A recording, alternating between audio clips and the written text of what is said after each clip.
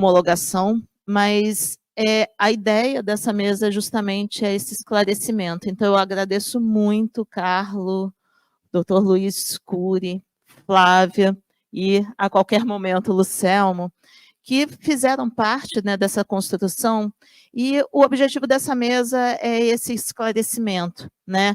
Então, eu vou passar a palavra para cada um de vocês, pedindo, né, encarecidamente que vocês coloquem, do ponto de vista de vocês, o que é esse documento, por que a importância deles, né, e quais são os passos daqui para frente que a gente espera que aconteça, né, tanto na sociedade quanto, né, a domínio de políticas públicas, né?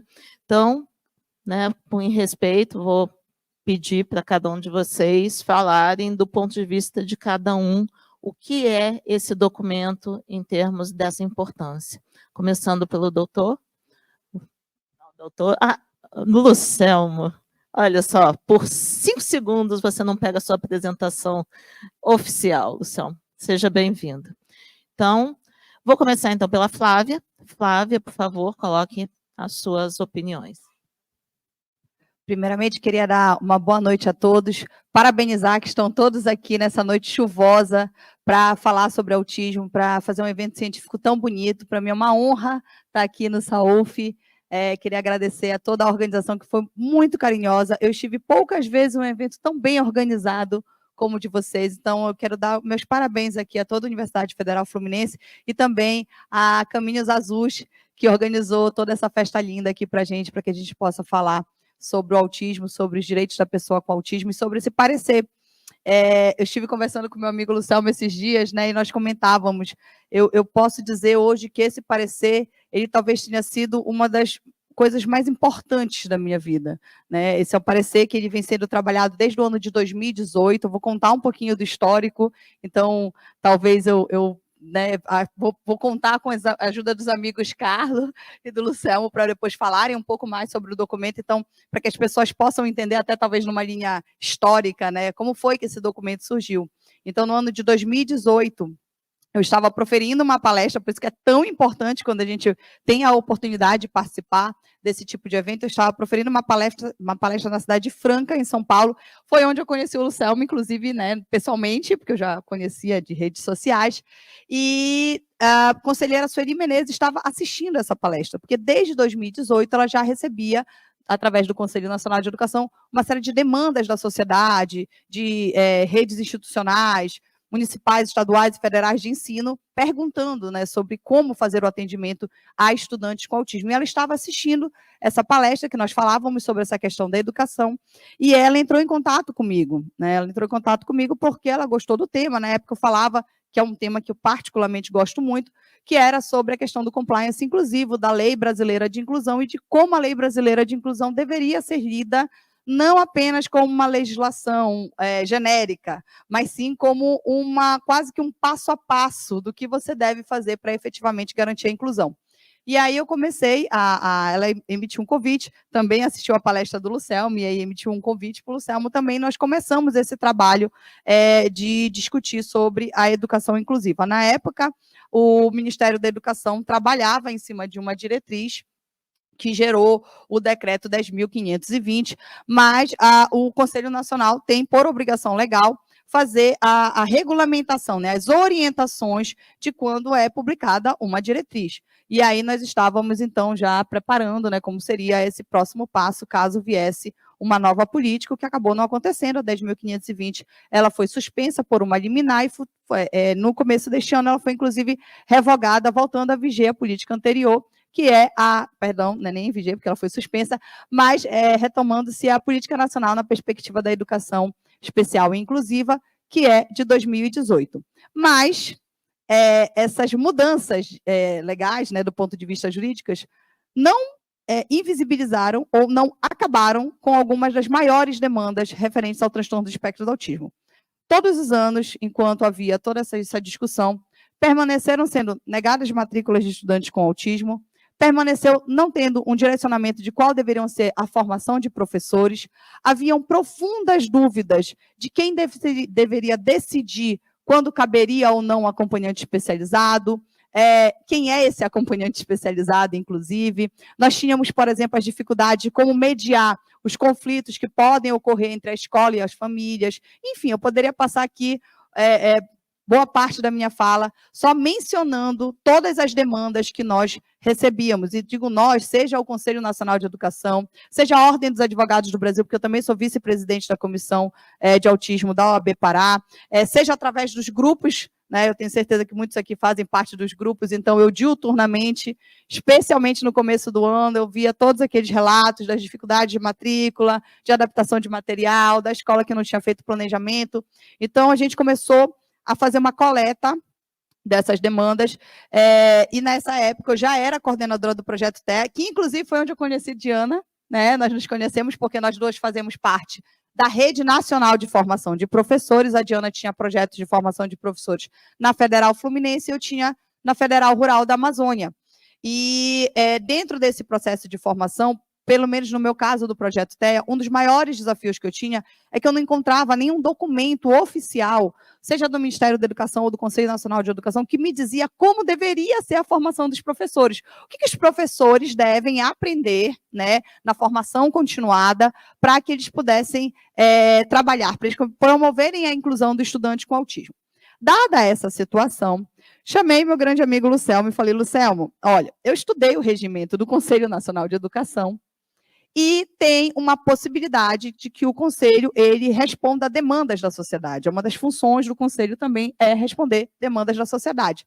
Bem, nós somos sociedade. Então, eu queria te convidar para a gente fazer uma petição ao Conselho Nacional de Educação, explicando toda a questão do projeto. O Lucelmo é formador do Projeto TEA também, e pedindo que o Conselho Nacional de Educação se manifeste oficialmente sobre que parâmetros a gente pode ter para a educação de estudantes com transtorno do espectro do autismo. E, obviamente, que não foi só esse processo, tá, pessoal? Existem vários outros processos que chegavam todos os meses ao Conselho Nacional de Educação com as mesmas dúvidas. Então, o presidente Cury, em reunião com todos os conselheiros, e juntamente com a conselheira Sueli, eles reuniram todas essas demandas e foi instituído, então, um grupo de trabalho que tinha o dever de se debruçar e começar a estudar essas soluções. Esse grupo de trabalho, né, a gente deu uma parada durante o período de pandemia, então ele vinha caminhando, já tivemos várias pessoas que fizeram parte deles, mas no ano de 2023, eu acho que a gente teve um fôlego, não foi, Carlos, para conseguir terminar. Confesso que eu era a pessoa chata que mandava mensagem toda semana. Gente, bora reunir de novo, vai dar certo, a gente vai conseguir. E esse grupo de especialistas, quais foram os critérios para eles serem chamados, né? A gente teve alguns critérios técnicos, que aí esses critérios consideravam, tinham que ser professores que tivessem uma formação de doutorado, tinham que ser professores que tivessem ensino, pesquisa ou extensão na área do transtorno do espectro do autismo. Então, tinha que ter artigo publicado, tinha que ser, no meu caso, por exemplo, eu tinha projetos aprovados no Renafor. Eu lembro que, inclusive, no ano que eu aprovei, e até depois, eu acho que eu era no primeiro ano, eu fui o único projeto que falava sobre formação de professores específicos para o autismo. Então, foi por essas características que esses especialistas, esses profissionais, esses professores, eles foram convidados para compor esse grupo de trabalho. Esse grupo de trabalho, ele atuou de forma totalmente voluntária, então, todas as vezes que a gente ia a Brasília, isso era as nossas expensas, né? Com todo respeito, presidente Cury, tá? Por favor, a gente está, inclusive, lutando por mais orçamento para o Conselho Nacional de Educação, mas todas as vezes que nós atuamos foi de forma voluntária, e cientes da responsabilidade que nós tínhamos, mas também cientes de que se nós não iniciássemos um trabalho, nós nunca teríamos essa base necessária para iniciar esse diálogo. Então, esse foi um ponto muito importante. Quero dizer para vocês que as pessoas acham assim, que estão lendo o parecer, né? Estão dizendo assim, mas faltou tal situação, olha, mas não abordaram tal coisa. E eu quero dizer para vocês que dentro do nosso próprio grupo, eu estou aqui com 2 membros do grupo que podem confirmar isso, muitas vezes nós não chegávamos num consenso. Tiveram vários tópicos do trabalho que nós retirávamos, né? Fizemos um sumário, não, isso aqui sai, porque nós não tínhamos segurança ainda, seja de avanço de bases científicas, seja de unanimidade entre o que os autores estavam escrevendo, pudesse nos dar a segurança necessária para que isso virasse um documento de Estado, porque é muito importante a gente falar que o Conselho Nacional de Educação, e eu acho que o presidente Cury vai com certeza explanar isso de uma forma mais aprofundada, ele é um órgão de Estado. Então, se há um grande motivo para que nós possamos comemorar a aprovação por unanimidade deste parecer, é que este é o primeiro parecer que foi construído por especialistas, por famílias, porque eu sou mãe de um garoto autista de 13 anos, por pessoas com autismo, e que foi aprovado por um órgão de Estado. Nós já tínhamos algumas legislações que foram frutos de vitórias de mães e de famílias de pessoas com autismo, mas do ponto de vista da elaboração de um parecer orientador com esse grau de votação dentro de um Conselho Nacional, essa é a primeira vez que acontece. Então, por isso que nós estamos muito felizes, nós estamos comemorando sim. Sabemos que as críticas, elas, quando construtivas e quando bem fundamentadas, são muito bem-vindas. Nunca houve, por parte de nenhum membro do grupo de trabalho, qualquer pretensão de esgotar o tema. Isso não só seria pouco modesto, como impossível. Nós mesmos chegamos a essa conclusão. Quero dizer, inclusive, para vocês, teve um momento que a gente teve que dizer, não, tá bom, gente, a gente precisa escrever, a gente precisa entregar, porque se tivessem deixado, talvez a gente passasse mais uns 5, 6 anos discutindo, tentando encontrar um caminho que pudesse ser trilhado. Mas nós entendemos também que era necessário, havia um compromisso de todos os membros do GT e um compromisso do Conselho Nacional de Educação de entregar à sociedade, não um ponto final, mas um início de discussão. Talvez esse seja o maior mérito, se eu posso defender o documento, o maior mérito que esse documento tem, além de outros que vão ser colocados aqui, é exatamente, como o próprio nome diz, ele nortear. Cada pesquisador que tiver o interesse de saber o que existe atualmente de legislação brasileira em defesa, internacional, em defesa da pessoa com transtorno do espectro do autismo, vai encontrar isso no documento. Quem quiser, por exemplo, saber onde é que está a fundamentação do plano educacional individualizado, eu tenho direito ou não tenho, vai encontrar dentro do documento, porque esse documento ele tem como diferencial uma profunda base jurídica.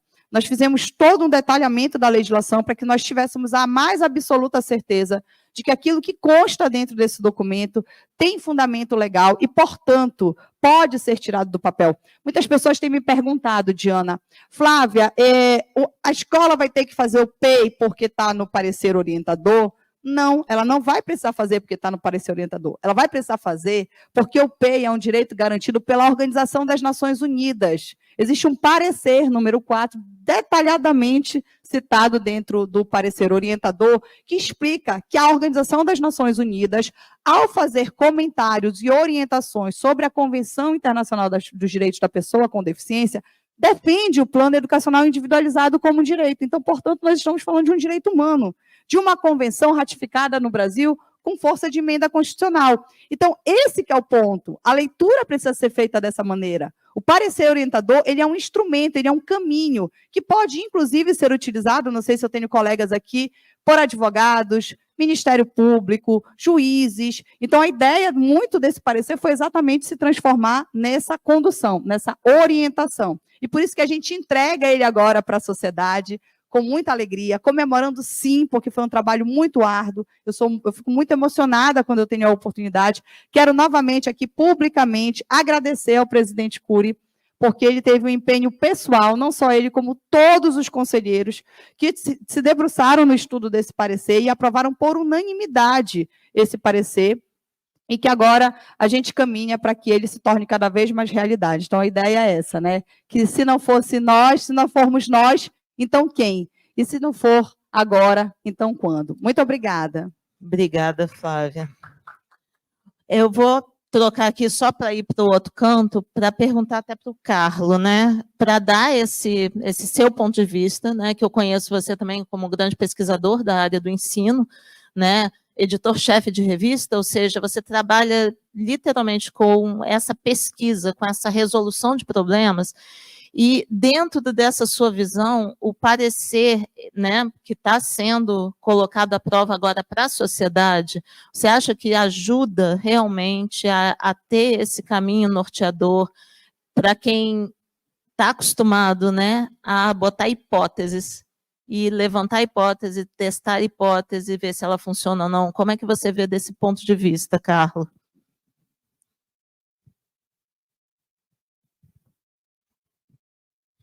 Boa noite a todos, inicialmente. Uma boa noite ao pessoal da mesa, Lucelmo, a Flávia, a presidente Cury, Diana.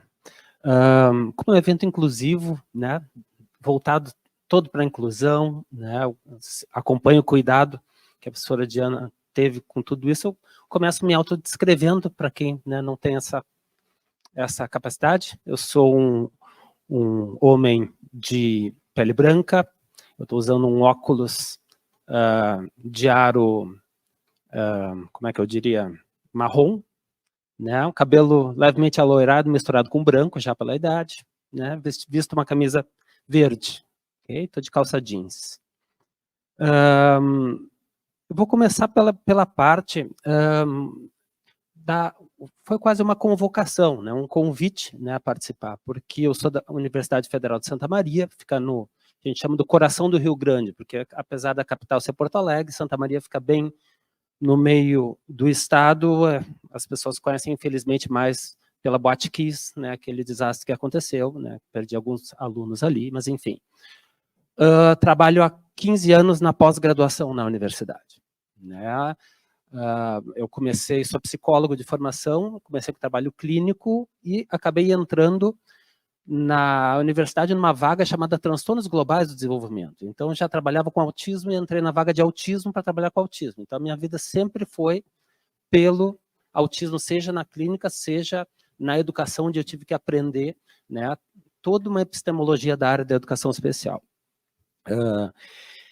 Desde então, como vocês todos sabem, acho que teve uma mudança muito importante na educação inclusiva em 2008, né, quando veio, né, a Política Nacional de Educação Especial na perspectiva da educação inclusiva, onde mudou o lugar da educação especial, não só como campo de conhecimento, mas também agora como uma modalidade de atendimento transversal dentro de todas as etapas de escolarização. E ali começaram os estudos que a gente começou a fazer, né, sobre a inclusão, né, conhecer a inclusão, a educação, entender o que é o autismo, porque até então o autismo não era conhecido pela inclusão, estava dentro lá de um saco de gato, por assim dizer, onde tinha TDAH misturado com tudo e tinha autista. Então, quando começaram a aparecer os autistas dentro das escolas para os professores ficaram muito assustados, né? E não tinha recurso, pouquíssimas publicações sobre isso, ou seja, estavam inventando a roda e tinha que dar conta, já estava acontecendo aquilo. Então, toda a área de pesquisa que eu trouxe foi fruto do desenvolvimento de pesquisa durante esses anos dentro da Universidade Federal. Muitos dos temas contemplados, deixa eu começar pelo começo. Quando eu entrei, eu acho que quando é que foi o convite? Você lembra, Flávia, que entrou a Nassim, Débora, eu acho que foi 2022 ainda. Foi dezembro. Eu acho que eu estava nos Estados Unidos ainda, né? Eu estava fazendo pós-doutorado lá. A Débora também estava nos Estados Unidos, nós fomos juntos, né, na mesma época, só que ela foi para um lugar e eu fui para outro. E aí a gente primeiro começou a discutir quais são os temas nevrálgicos do autismo hoje, né? O que é que está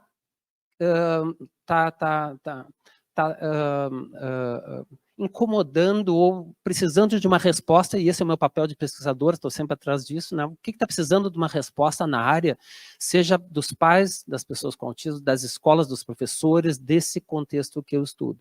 E teve quase que um consenso, como a Flávia falou, consenso, né? A gente lida com diversidade, então a gente tem que, né, transitar por todas as opiniões.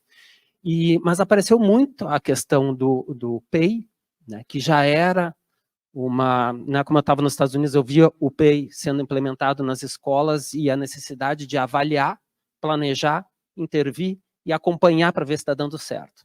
Essa perspectiva, eu não via isso praticado dentro da escola, né? Eu via isso teoricamente, escrevia sobre isso, mas infelizmente a área da ciência, né, mesmo na educação, um mestrado demora 2 anos, um doutorado demora 4, até virar um artigo mais 1 ano numa revista, eu sou editor-chefe de revista CEI, então até ser lido, então é um caminho que às vezes demora muito. Ali a gente teve a chance de reunir colegas que eu já conhecia bem, como o próprio, né, o Nassim, já há anos, já a Débora é colega de parceira, amiga, muito próxima, né, há muitos anos também. Pensamos muito parecidos, então os pontos não foram muito difíceis de entrar em consenso, né. A gente tem que ter os documentos que tinham de PDI e outros planos, eles não davam conta da complexidade do autismo, né, de alguma coisa mais pragmática, de ter uma meta, de perseguir essa meta de longo, médio prazo, verificar se que metodologias, que didáticas vão ser utilizadas pelo professor para ensinar, né, aplicar a educação com aquele aluno com autismo dentro da escola. Então, foram eleitos esses temas. E ali, alguns eu já tinha algumas pesquisas desenvolvidas e pude contribuir, trazer. A gente fez um repositório em determinado momento, vamos botar as pesquisas lá para todo mundo ler, e a gente